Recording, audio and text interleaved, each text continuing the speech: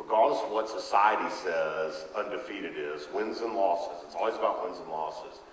This is not. This is being undefeated by your circumstances. And Rich Middlemas is the one that came up with it. Who, by the way, came up with the title for my book, which is weird too. So, which is why Against the Grain.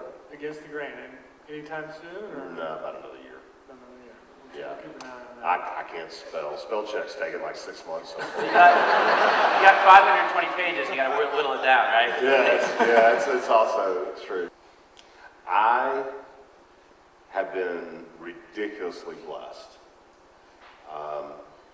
My mom didn't make a whole lot of really good choices with men, and my dad wasn't around much, and I'm married to a drop-dead gorgeous woman, and I have 4 beautiful, wonderful children. I have a thriving business. I have a lovely home, and I'm surrounded by friends who I love to be around. And I'm writing a book and getting to share my experiences, and there's a movie about a part of my life, and, you know, wow, really? I mean, the only difference in me and 2,000 other guys doing stuff in the world is my story got told. If you do well, you have a responsibility to give back. It's not a nice thing to do. People say, oh, it's a wonderful, nice thing you did. No, it's not. It's a responsibility. It's not something I feel like I chose to do. It's something I'm required to do. And I think we miss that in our society now. Just to suffice it to say, the demographics there are unlike anything that you know. That's not to sensationalize it, because I think our media and our American culture sensationalizes people from those areas far too much. But so without sensationalizing it, just suffice it to say, and I'll prove it in the morning, that it's a demographic that you don't understand, and I didn't either. And one of the key stats is an 18-year-old male is 3 times more likely to be incarcerated by his 19th birthday than he is to go to college. And our last 2 football seasons graduated 36 seniors and 35 went to college. And so this, yeah, it is. And that applause is not for us, that applause is for those kids. You know, it's one thing to go in and help kids. It's another thing to break the chains of what your societal norm and your reality is. Character's how you handle the difficult times. Because anybody can be a champ. When you're winning and things are going great for you, and your marriage is wonderful, and you're making good money and everything else, you can be the best elder of a church, you can be a great youth soccer coach, you can be a wonderful husband, you can buy great gifts at Christmas and everything else, but when the world hits you in the mouth, how do you act then? That's character. You just pour so much of your soul into another human being, and you can't get any appreciable, consistent change.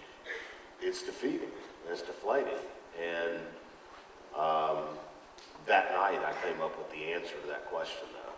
You want to hear that? Yeah, absolutely. And by the way, this is something that they didn't have time, they had in the original cut and took out of the movie, was my explanation of that answer. But I did. Honestly, that night I came up with the answer to the question. And the answer to the question is, when is enough enough? The answer is never. I love OC like he's my son, and I knew that that was the end of my time with him. I mean, that was it. He was going to basketball and going to college.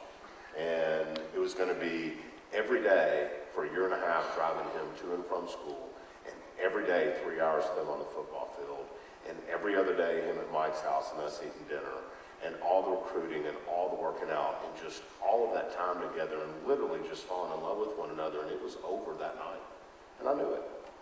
And I had to, in my mind, let that go.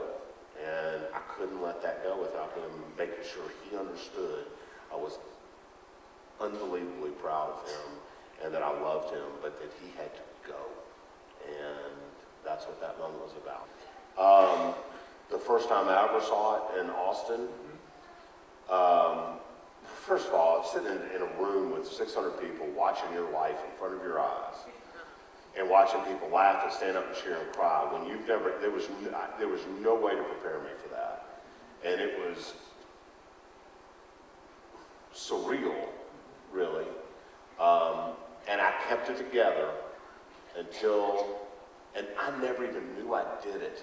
And the way they set it up, but when I was walking off the field carrying Max's equipment, I mean, it still chokes me up now. Yeah.